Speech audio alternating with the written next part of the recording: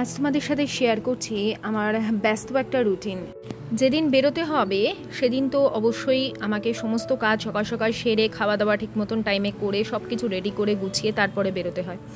তো আজকে ছিল ওয়েডনেসডে, আর ওয়েডনেসডে করে আমি অবশ্যই যেহেতু শ্যাম্পু করি, ওয়েডনেসডে হোক বা সানডে হোক, যেহেতু এই দুদিন শ্যাম্পু করি তো বাথরুম ক্লিন করবার একটা রেসপন্সিবিলিটি থাকেই। কখনো কখনো আমি না করতে পারলে সেটা আশিস করে দেয়। অ্যাকচুয়ালি যেহেতু আমার বাথরুমের যে ফ্লোরটা সেটা একেবারে ধবধবে সাদা, কোনো কারণে যদি তুমি খালি পায়ে বাইরে থেকে বা ছাদ থেকেও ঘুরে এলে, এবার ধরো ওই পায়ে তুমি বাথরুমে ঢুকেছো, সঙ্গে সঙ্গে ফ্লোরের মধ্যে একটা কালো দাগ হয়ে যাবে। আর সেই মুহূর্তে যদি তুমি সেই দাগটা না তুলতে পারো, ধরো তোমার চোখে পড়লো না, ব্যাস ওখানে পার্মানেন্টলি কালো ছাপ পড়বে। এবার যতক্ষণ না তুমি ওটা ভালো করে ঘষছো ততক্ষণ ওটা যাবে না। আর বলো তো, বাইরে থেকে যদি কেউ আসে লোক, সেই যদি দেখে বাথরুমের সাদা ফ্লোরে কালো কালো ছোপ, তার কীরকম লাগবে? যাই হোক, অনেকেরই ভালো লাগে না, হ্যাঁ। আবার অনেকেই আমার বাথরুম ক্লিনিং দেখতে চায়, রিকোয়েস্ট আসে। তাই আমি খুব বেশি তো আর বাথরুমের ভেতরে তো ট্রাইপড ঢোকাতে পারি না, যেটুকু বাইরে থেকে নিয়ে শ্যুট করতে পারি, বা মোবাইল নিয়েও ঢোকাতে পারি না, তো যেটুকু পারি শ্যুট করতে সেইটুকুই কিন্তু আমি দেখানোর চেষ্টা করি। এবার অনেকেরই ভালো লাগবে না, তারা কিন্তু স্কিপ করে যেতে পারো।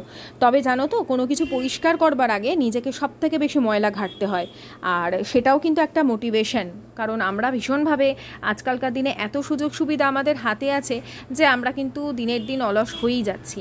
যাই হোক, আমি তড়িঘড়ি করে জানো বেরিয়েছি, সমানে ফোন এসে যাচ্ছে। আমি ভাবলাম কি হলো, বেরিয়ে দেখি মা ফোন করছে। আমার মা এখনও পর্যন্ত, আমি যদি ফোন একবার না ধরেছি সেই নিয়ে টেনশন করতে বসে যাবে যে মেয়ে মনে হয় আর নেই। হ্যাঁ, তো ফোন করতেই থাকবে। ওই জন্য আমি তাড়াহুড়ো করে বেরিয়েছি স্নান সেরে। আর পুজো দিচ্ছি, আজকের বুধবার, ঠাকুরের ফুল আনিয়েছিলাম। বুধবার যেহেতু গণেশজির পুজো করি, ঠাকুরের ফুলের মধ্যে দিয়ে দিয়েছিল এক গাদা টগর ফুল। আর জানি না এখন টগর ফুলগুলো পুরো পচে যাচ্ছে। সকালবেলায় ফুল নিয়ে এসেছে, তাও পুরো টগর ফুলগুলো পচে পুরো ঠাকুরের ফুলের মধ্যে সারা ফুলেই লেগে গেছে।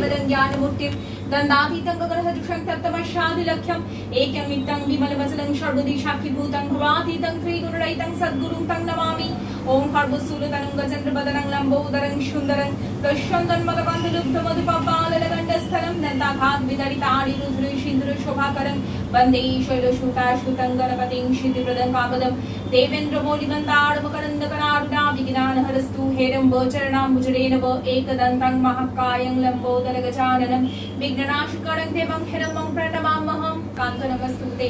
जय श्री कृष्ण करुणा सिंधु दीनबन्धु जगत्पते गोपेश गोपिकान्त राधा कान्त नमस्तुते। जय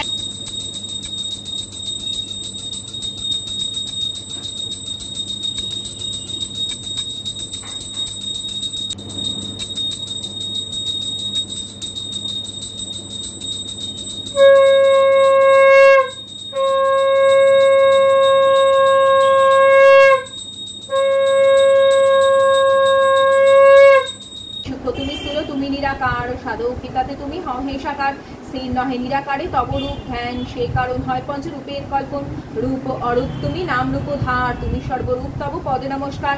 গরগণ্ড স্থল হতে তুমি সর্ব গণেশ ভাস্কর বিষ্ণু শিব শঙ্করী।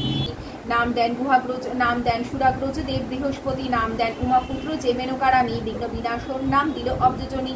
ওম গণ গণপতে নমঃ, ওম গণ গণপতে নমঃ, ওম গণ গণপতে নমঃ, ওম গণ গণপতে নমঃ, ওম গণ গণপতে নমঃ, ওম গণ গণপতে নমঃ।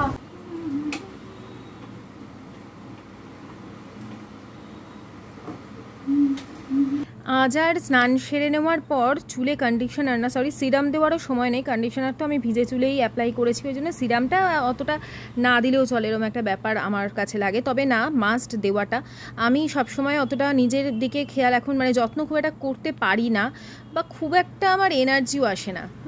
ঝটপট রান্নাটা সারবো, কারণ আমার নিজস্ব কিছু কাজ রয়েছে। এক তো এডিটিং বাকি ইউটিউবের, সেকেন্ড পড়ানোর কিছু ব্যাপার আছে যেগুলো আগের থেকে রেডি রাখতে হয়, বা কিছু জিনিস পাঠানোর থাকে, সেই সমস্ত কিছু রেডি করতে হয়। তো আমার হাতে একদমই সময় নেই। আর যেদিন এরকম থাকবে সেদিন এমন কিছু রান্না করব যেটা রাতেও আমার হয়ে যাবে। তো আজকে যেমন চিকেন করে নিচ্ছিলাম, চিকেনটা করা থাকলে সব থেকে ভালো হয় রাতে রুটি করো বা ভাত করো হয়ে যায়। তো ওই জন্য ভাবলাম আজকে চিকেন করি, কিন্তু রোজ তো চিকেন করতে পারবো না, তার জায়গায় কখনো সয়াবিন বা এমন কিছু তরকারি, বা তোমরা আমাকে কিছু আইডিয়া দিতে পারো যেগুলো রাতে আমরা রুটির সাথে খেতে পারি। হ্যাঁ, তাহলে খুব সুবিধা হয়, মানে সকালেও আমার হয়ে গেল আর রাতে রুটির সাথেও হয়ে গেল। এরকম আমাকে কিছু একটা আইডিয়া দিও, এরকম মানে বেশ কয়েকটা হাতের কাছে অপশান থাকলে আমার নিজের সুবিধা হবে। তো এখানে দেখো আমি সমস্ত মাখিয়ে রেখেছিলাম, স্নান করতে যাওয়ার আগে আদা, রসুন, হলুদ গুঁড়ো, অল্প সামান্য জিরের গুঁড়ো সব কিছু মাখিয়ে রেখেছিলাম। আর এদিকে আশিস জাস্ট কিছুক্ষণ আগে এসেই হাতে হাতে আমাকে কিছুটা এখন হেল্প করে দিচ্ছে, মানে বসে যায়নি মোবাইল নিয়ে। দেখলে ওটা যে রান্নাঘরটা মেসি হয়ে রয়েছে, না হলে আমি কি বলতো সবজি টবজি কাটতে কাটতেই সব কিছু প্যাকেটের মধ্যে ঢোকাতে থাকি, যাতে ছোট রান্নাঘর তো যাতে মানে নোংরা না লাগে। তো ও দেখলো যে রান্নাঘরটা এরকম মেসি, তো নিজেই ওগুলো পরিষ্কার করে একটা প্যাকেটে করে সব কিছু ফেলে দিল। কবিতাটি কাজী নজরুল ইসলামের লেখা। কবিতাটি সর্বহারা কাব্যগ্রন্থের সাম্যবাদী কবিতার অংশ। আর কবিতার মূল বিষয়বস্তু কি ছিল? তার এই যে 1, 2, 3 দিলাম, এগুলোর কিন্তু রিটেন প্র্যাকটিস অবশ্যই করতে হবে।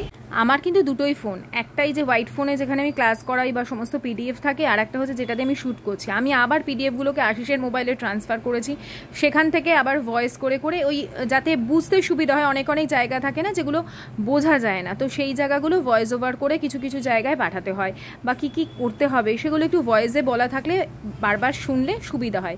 এগুলো আমি যখন অনলাইন ক্লাস প্রথম দিকে নিতাম তখনও এগুলো ছিল, এখনও আমি এই জিনিসগুলোকে চালু রেখেছি।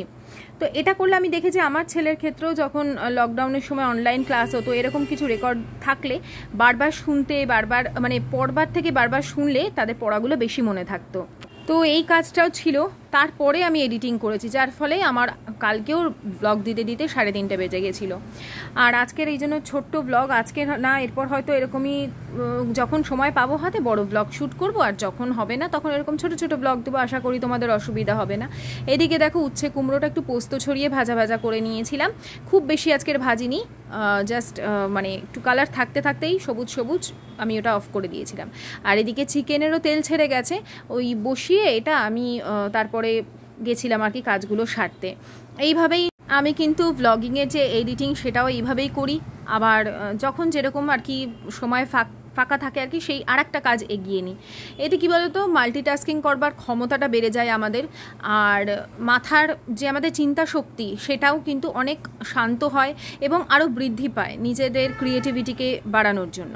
যাই হোক, এখানে চিকেনটা তো দেখলে পুরো তেল ছেড়ে গেছিলো, আমি গরম জল দিয়েছি কিন্তু অবশ্যই, না হলে কিন্তু টেস্ট খারাপ হয়ে যায়। তারপরে এখানে ওই ঘরে বানানো যে গরম মশলা সেটা কিছুটা দিয়ে দিলাম, মাঝখানে আবার আমি গরম মশলা বানিয়েছিলাম, তো অল্প অল্প করে বানাই যাতে গন্ধটা অনেক দিন থাকে।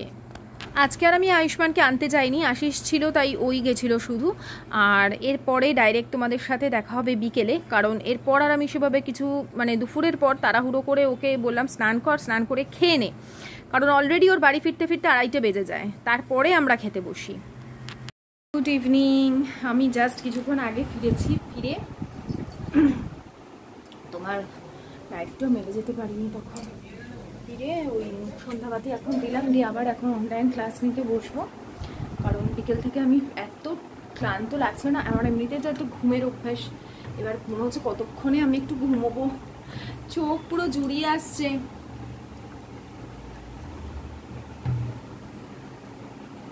তাও বিছানা টিছানা ঠিক করে গেছি, জামা কাপড় সব ভাঁজ করে রেখে গেছি।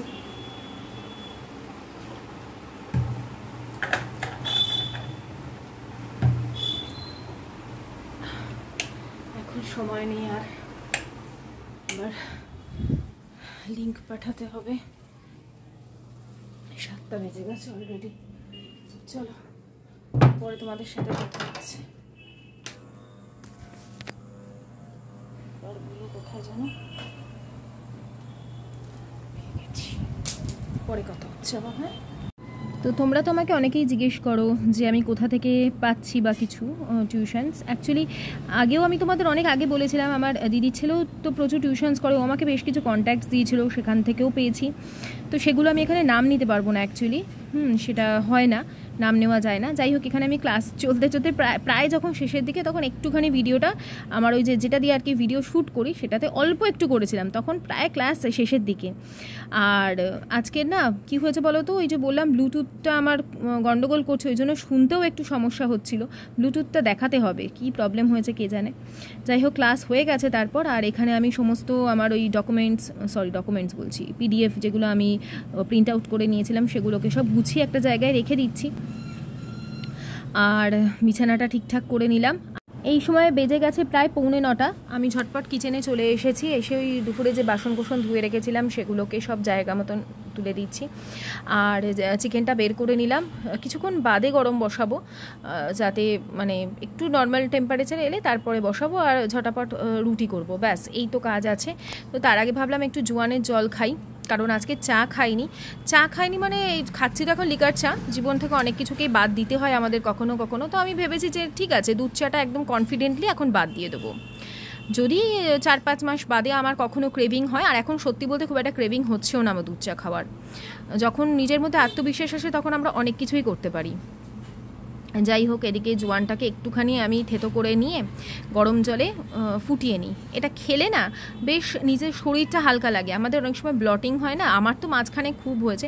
আচ্ছা, আমাকে গতকাল একজন কমেন্ট করেছে তোমার অ্যাসিডিটি হচ্ছে কারণ তুমি প্রেগনেন্ট। মানে আমি প্রেগনেন্ট আমি জানি না, এটা কোনো কথা? জীবনে কি প্রেগনেন্ট হওয়াটাই সব কিছুর লক্ষ্য? হ্যাঁ, আমি মোটা হয়েছি, আমার বেলি ফ্যাট হয়েছে, কারণ আমি খাওয়া দাওয়া করেছি, খাওয়া দাওয়ায় সংযম করিনি, লুচি পরোটা কোল্ড ড্রিঙ্কস আইসক্রিম, আমি তো বলছি। আচ্ছা, এই জিনিসটা কথাটার মধ্যে কি, প্রেগনেন্ট কথাটা বলার মধ্যে কি খুব বড় মাহাত্ম্য কিছু আছে? আমি ভেবে পাই না। যাই হোক, কিছু বলার নেই আর। এখানে আমি ওইটাকেই আস্তে আস্তে বসে বসে পান করছিলাম।